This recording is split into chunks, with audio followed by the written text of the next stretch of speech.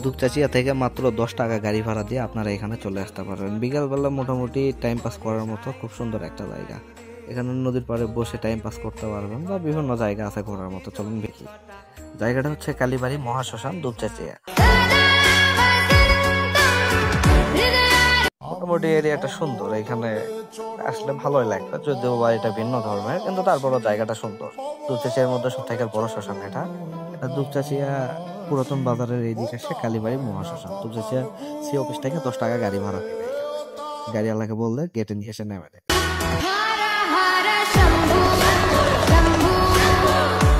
এখানে মূলত কথা মরা দেহতে পুরানো হয়, ভিতরে তালাবদ্ধ করে, যেটুকু বাইরে থেকে দেখা গেল আর কি।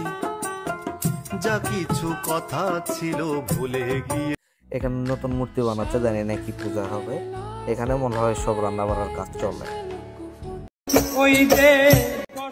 মোটামুটি এরিয়াটা বড় হয়, এখানে পুকুর পাড়ে বসে থাকে টাইম পাস করা যাবে। এই যে নদীর পাড়ে বসে কিছু সময় কাটাতে পারবে। নদীর পাড় মানে এরিয়াটা সুন্দর, নদীর পাড় দিয়ে।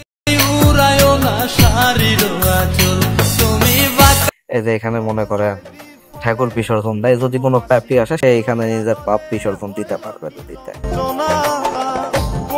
এটা সুন্দর, ভিউ ভালোই আসছে।